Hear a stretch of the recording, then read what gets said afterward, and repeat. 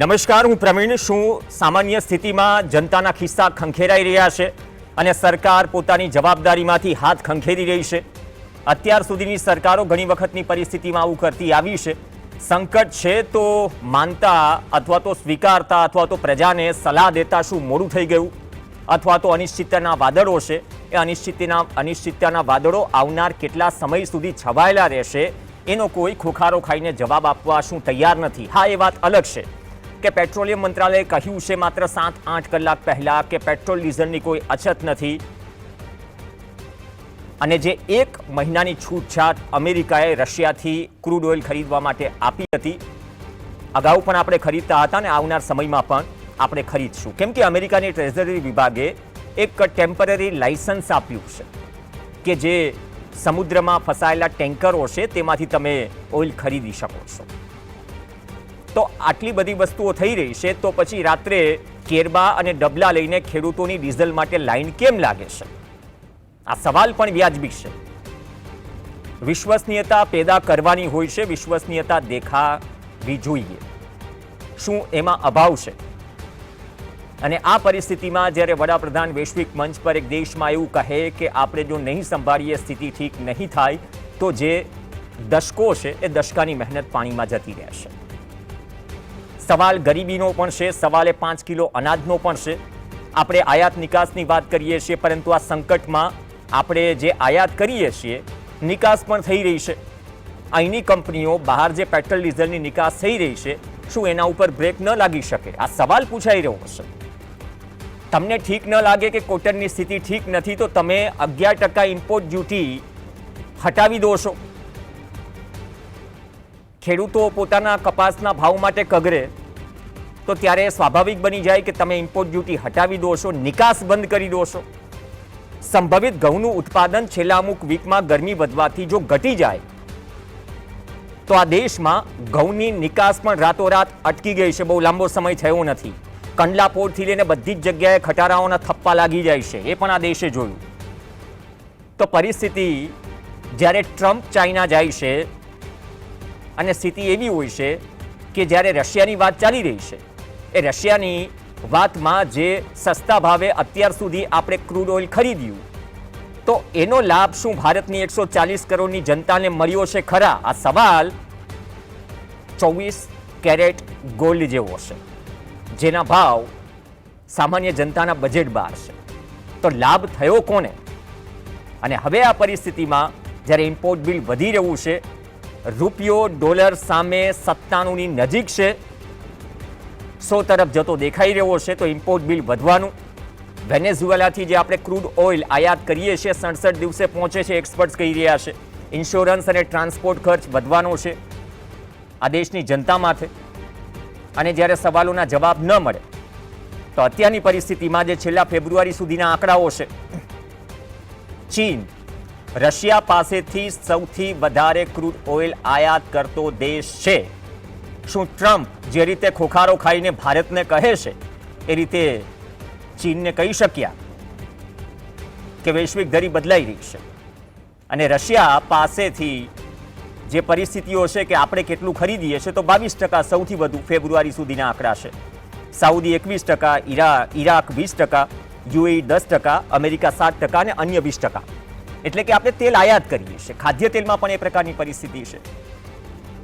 ખાતરની તો વાત જ નથી થઈ રહી. જે રીતે ડીઝલ પર જે ફરિયાદો ઉઠે છે કે મર્યાદિત આપવામાં આવે છે, તો ખાતરની પણ શું એ પ્રકારની પરિસ્થિતિ થશે? 700 રૂપિયાનો ચોરી ચૂપકે સ્થાનિક સ્વરાજની ચૂંટણી સમયે જે ભાવ વધી ગયો, એ શરૂઆત છે. આવનાર દિવસોમાં શું હજુ ભાવ વધશે? અને સપ્લાય ચેન આપણી કેટલી મજબૂત છે, વિતરણ વ્યવસ્થા, એ દરેક સિઝનમાં લાઈનો લાગે છે ત્યારે આપણે જોઈએ છીએ. તો આ પરિસ્થિતિ સમજવી છે. શું આ પરિસ્થિતિ આઝાદીના અમૃતકાળમાં એક સંકટ કાળ જેવી છે? અને આ સંકટ કાળ કેટલો ચાલશે એનો જવાબ છે ખરા? આ સંકટ કાળમાંથી બહાર નીકળવા માટે અત્યાર સુધી આપણે પગલાં લીધા પૂરતા હતા? શું સમયસર પગલાં લેવાયા છે કે મોડું થઈ ગયું છે? ખાસ ચર્ચા કરવા માટે પોલિટિકલ એક્ટિવિસ્ટ યોગેન્દ્ર યાદવ આપણી સાથે જોડાશે. योगेंद्र जी, आपका स्वागत है। इलेक्शंस के बाद काफ़ी व्यस्तता के बीच हमारी बातें हुई, लेकिन आप अपनी व्यस्तता के कारण, शेड्यूल के कारण आप जुड़ नहीं पाए। लेकिन ऐसे वक्त जुड़ रहे हैं जो वक्त देश के लिए ठीक नहीं है, काफ़ी देशों के लिए ठीक नहीं है। लेकिन ये वक्त का एहसास, धन्यवाद प्रवीण भाई जी, ये वक्त का एहसास, या फिर मैं वो बोल रहा हूँ ना कि मतलब एक्सप्लेनेशन जो दे रही है सरकार, ऐसे वक्त पे दे रही है जब 5 राज्यों के इलेक्शंस कंप्लीट हुए, बाद में अचानक से वो चीज़ शुरू हुई कि आप ये कम खाइए, आप ये कम खरीदिए, बाकी सब मंत्रियों की ओर से भी देखा गया। तो सीधा सवाल ये है सर कि अमृत काल में ये जो संकट काल है, क्या ये शुरुआत है या फिर शुरुआत कब की हो चुकी थी, देश को अब बताया जा रहा है? और ये संकट काल से निकलने के लिए हम जो प्रयास कर रहे हैं वो किस दिशा में जा रहे हैं? प्रवीण भाई, बहुत बड़ा सवाल और बहुत महत्वपूर्ण सवाल आपने उठाया है। सरकार ये कह रही है, पहले सरकार की बात सुन ले। सरकार ये कहती है कि देखिए, पेट्रोल हमारे देश में तो होता नहीं है, ठीक बात है। सरकार कहती है पेट्रोल का हमें आयात करना पड़ता है, बिल्कुल सही बात है। फिर सरकार कहती है क्या करें, आयात तो सारा पश्चिमी एशिया से होता है, वो आजकल रुका हुआ है, पूरा हमारा नहीं पूरी दुनिया का संकट है, और अगर वहां दाम बढ़ रहे हैं हम कब तक रोक के रखें, हमें तो बढ़ाना पड़ेगा, ये सरकार कहती है। पहली नजर में हो सकता है कुछ लोगों को ये बात ठीक लगे, हमारे जो दर्शक बैठे हैं उनको भी लगे भी सरकार बेचारी क्या करे, बाहर का माल है, वहां दाम बढ़ेगा तो हमें भी बढ़ाना पड़ेगा, वहां सप्लाई कम होगी तो हम कहां से लेके आएंगे, ऐसा कई दर्शकों को लग सकता है। मैं 4-5 सवाल उठाना चाहता हूं यहां। पहला छोटा सा, वो सबसे छोटा सवाल है कि भाई अगर ये था तो आपने पिछले 3 महीने से देश को बताया क्यों नहीं? आप ये बता रहे थे जब बंगाल में चुनाव था, तमिलनाडु में चुनाव था, उस वक्त आप कह रहे थे कोई दिक्कत नहीं है, कोई कमी नहीं है, सब कुछ फिट है। चुनाव खत्म हुआ, अगले दिन कह रहे हैं कि इतना बड़ा संकट है कि दशकों का काम सारा खत्म हो सकता है। मतलब चुनाव के समय आप झूठ बोलते हैं। चलिए, छोटा सवाल है, 2-4 हफ्ते के लिए, 6 हफ्ते के लिए झूठ बोला, छोटा सवाल है, कुछ क्षण के लिए हम इसके लिए आंख बंद कर लेते हैं। बड़े सवाल पे हम आते हैं। बड़ा सवाल ये है जो आपने पूछा कि भाई सिर्फ वेस्ट एशिया से तो तेल नहीं आता, तेल रूस से आता है, और रूस का तेल सस्ता बिकता है। सस्ता इसलिए बिकता है कि अमेरिका और यूरोप के देशों ने पाबंदी रूस पे लगा दी थी, रूस पे पाबंदी लगाई यूक्रेन युद्ध की वजह से। तो रूस ने कहा कि भाई जो मेरा ऑयल खरीद लेगा मैं उसको सस्ता देने को तैयार हूं। ये ऑयल कई सालों तक भारत को मिला भी। तो जब पूरी दुनिया में तेल का संकट है, आपका खाड़ी में युद्ध हो रहा है, उस समय आपने जाके, युद्ध होने वाला था सबको पता था, उस समय जाके आपने अमेरिका के सामने घुटने टेक दिए और अमेरिका ने आप पे कंडीशन लगा दिया कि आप रूस का ऑयल नहीं खरीद सकते। माने कई साल से आप खरीद रहे हो, जब आपको सबसे ज्यादा जरूरत है उस समय जाके आप अमेरिका से समझौता कर लेते हो कि मैं रूस का तेल नहीं खरीदूंगा।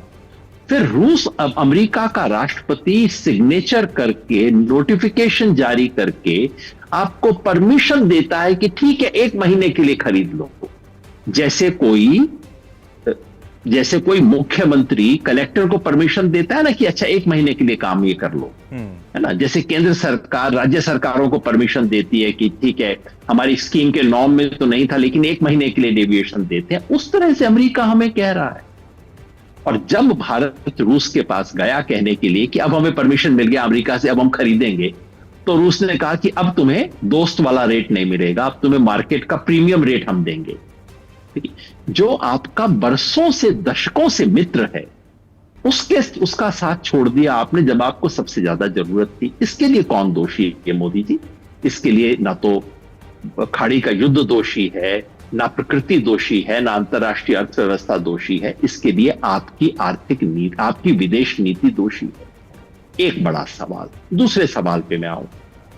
दूसरा सवाल यह है कि जब आपके यहां तेल का संकट है, सारी दुनिया में क्या होता है भाई, तेल का संकट है, हमारे पास तेल तो होता नहीं है, हमारी कंपनी रिफाइन करके दुनिया में देती है। तो जब तक हमारे घर में संकट है तब तक मैं किसी और को नहीं भेजूंगा, ये तो सामान्य नियम है ना।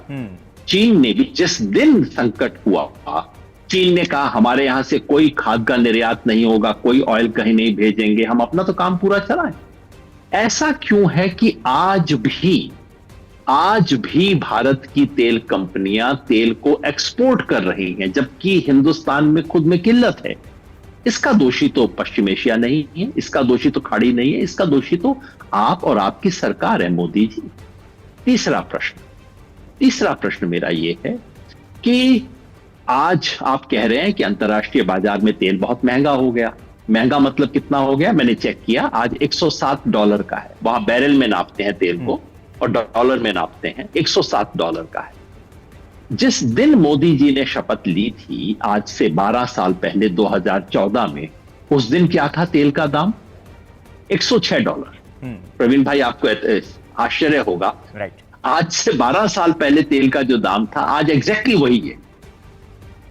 उस समय डीजल कितने में मिलता था? आपके अहमदाबाद का मैं जानता नहीं, दिल्ली में उस समय डीजल 55 रुपए में मिलता था, 55 रुपीज में।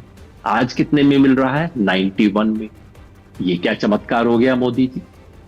ये तो किसी और ने नहीं किया है, ये तो आपकी नीति। अब आप कह सकते हैं कि ये डॉलर के बढ़ने की वजह से हुआ, लेकिन मोदी जी डॉलर महंगा हो गया उसकी वजह से हुआ। लेकिन मोदी जी, आप ही तो हमें समझाया करते थे कि अगर डॉलर मजबूत होता है, रुपया कमजोर होता है, तो ये कमजोर सरकार का लक्षण है। ये तो मोदी जी का अपना डायलॉग है, इसके लिए कौन दोषी है? और चौथी बात और कह दो, फिर मैं रुक जाऊंगा, वो ये है कि संयोग ऐसा हुआ मोदी जी कि पिछले 10 साल में जो रेट 106 रुपया था, जिस दिन आपने $106 था तेल का रेट, जब आपने सत्ता ग्रहण की, उसके बाद रेट गिर गया। एक समय में तो भाई ये रेट $30 हो गया था, $30 प्रति बैरल हो गया था। आपको ध्यान होगा, ऐसा भी समय आया था। रेट गिर के 106 से 70 हुआ, 60 हुआ, 30 तक आ गया था एक जमाने में इस देश में। तब जब गिरा, तब पेट्रोल और डीजल के दाम क्यों नहीं गिरे? तब जो मुनाफा हुआ वो किसकी जेब में गया?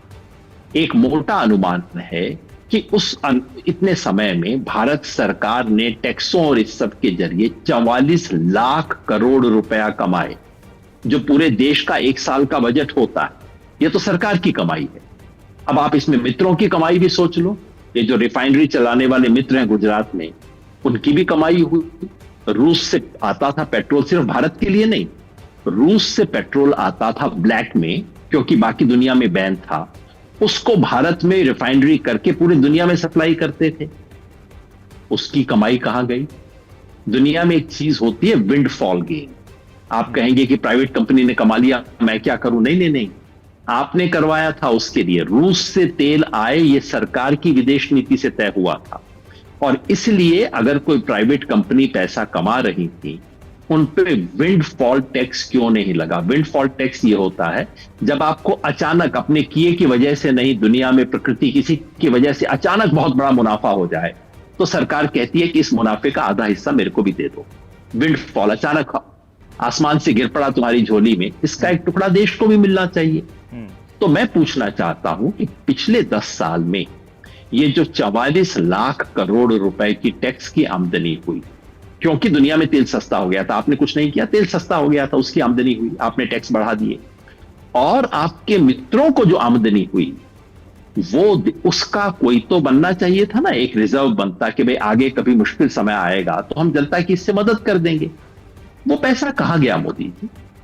वो आज देश की जनता को उपलब्ध क्यों नहीं? इन 4 चीज के आधार पे मैं कहना चाहता हूं प्रवीण भाई कि ये कहना कि भाई पश्चिम एशिया में तेल बढ़ गया है, हम क्या करें, हमारा बस का नहीं है, ये बिल्कुल झूठ है।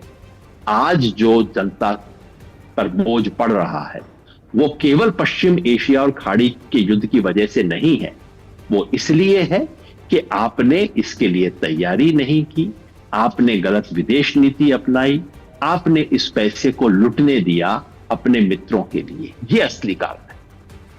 सर, आपने एक बात ठीक कही कि $30 के आसपास जब क्रूड आ गया था, मतलब कि पानी के भाव, आपने जो 45 लाख करोड़ की बात की, 16 बार एक्साइज बढ़ी है इस देश में। जब सस्ता हुआ तब भी मुझे और आपको, देश की इस जनता को लाभ नहीं हुआ। लाभ किसको हुआ सबको पता है। अब जाके तो चीज़ें हाथ में है ही नहीं, तो अब राहत की बात तो हम सोच ही नहीं सकते। उसमें से 10 रुपये अगर एक्साइज ड्यूटी कम भी करती है सरकार, तो उसका जो एक महोत्सव मनाया जाता है उसके ऊपर खैर छोड़िए कि उसके ऊपर भी काफ़ी सारे पैसे खर्च होते हैं। लेकिन सबसे महत्वपूर्ण सवाल ये है सर कि जो मैं यहाँ पर भी गुजरात में 2-4 रातों से कुछ सेंटर्स पे जो किसानों के ट्रैक्टर की लाइन या फिर हाथ में डिब्बे लेके जो डीजल, क्योंकि काफ़ी जगह से ऐसी कंप्लेंट्स आ रही है कि डीजल का आपने कैपिंग लगा दिया कि एक से ज़्यादा डीजल मतलब नहीं मिलेगा। तो सब इस देश में कॉटन के ऊपर 11% ड्यूटी इंपोर्ट पे हट सकती है, गेहूं का एक्सपोर्ट रातों रात बंद हो सकता है, तो पेट्रोल डीजल का एक्सपोर्ट क्यों नहीं बंद हो सकता? और दूसरी बात, खाद, क्या हमारे सामने बहुत बड़ी समस्या ये बारिश होने के बाद आने वाली है? क्योंकि खाद के ऊपर तो किसी ने सवाल ही नहीं किया। यहाँ लोकल इलेक्शंस हो रहे थे सर, 700 रुपये खाद के भाव बढ़ गए, मतलब इंपोर्ट कॉस्ट बढ़ेगा। तो ये दो चीजें हैं, ये दो चीजों के बारे में क्या सही में सरकार तैयार है, या फिर कुछ वक्त के बाद ये भी आसानी से हमें बता दिया जाएगा कि आप खाद 1 बोरी यूज कीजिए, 2 बोरी नहीं यूज कीजिए, जैसे आजकल बताया जा रहा है? प्रवीण भाई, पहले प्रश्न का उत्तर तो आपने दे ही दिया है। वो ये है कि सरकार जब बाकी चीजों को एक्सपोर्ट को बैन कर सकती है, आपने बताया, मैं उसमें गन्ना चीनी भी जोड़ दूं, चीनी का एक्सपोर्ट भी बैन हो गया है देश। तो जब ये सब कर सकती है तो पेट्रोल का तो सबसे पहले करना चाहिए, क्योंकि हमारा तो है ही नहीं भाई। ये गेहूं और चीनी तो देश में बन रही है ना, बाहर जा रही है। पेट्रोल तो हम बाहर से लेके बाहर भेज रहे हैं, हम इसका तो कोई मतलब ही नहीं है ना। सबसे पहला बैन तो इस पे होना चाहिए था। तो वो तो आपने बिल्कुल साफ बताया, और ये पता करना चाहिए क्यों है, किन लोगों के हित के लिए आज भी इस देश में एक्सपोर्ट हो रहा है पेट्रोलियम पदार्थों का। पहला सवाल। जो दूसरा सवाल आपने उठाया वो बहुत बड़ा और इस साल का सबसे बड़ा सवाल है, इस वर्ष का। और वो इसलिए कि इस वर्ष एक डबल मार पड़ने वाली है।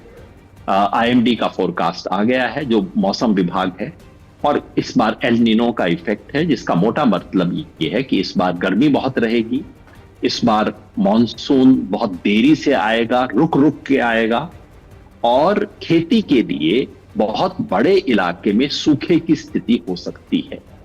बारिश अगर होगी भी तो उस वक्त पे नहीं होगी जब किसान को चाहिए।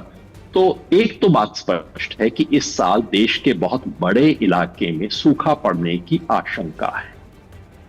दूसरा, ये बात बिल्कुल गारंटी से कह सकता हूं प्रवीण भाई, मैं आपके प्रोग्राम पे बोल रहा हूं, 2 महीने बाद इसी पे टेप को चला के देख लीजिएगा, इस देश में खाद का बहुत बड़ा संकट आने वाला है। ये गारंटी की बात है।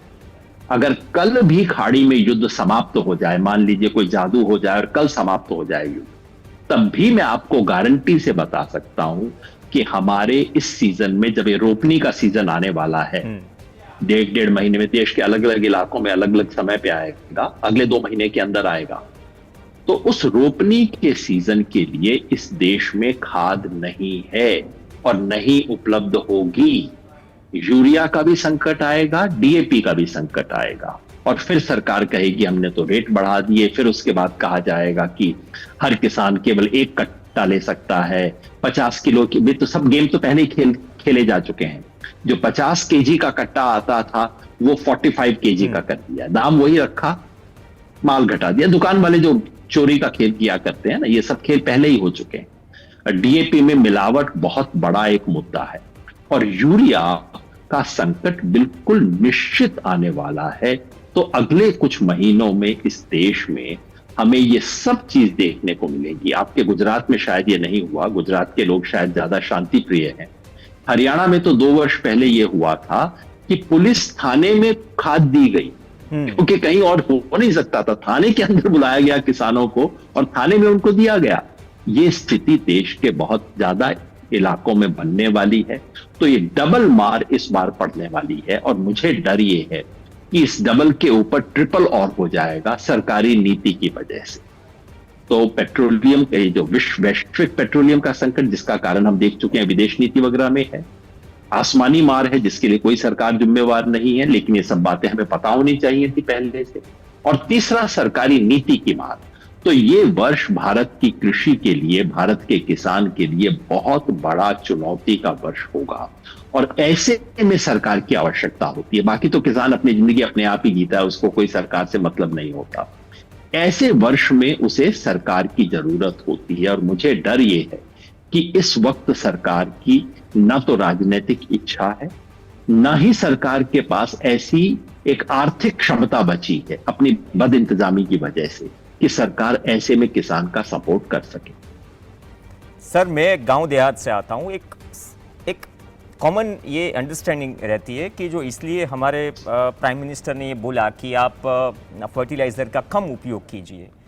एक चीज़ होती है, कम से कम 3 साल चाहिए, 3 से 4 साल चाहिए। ऐसा रातों रात तो हो नहीं जाएगा।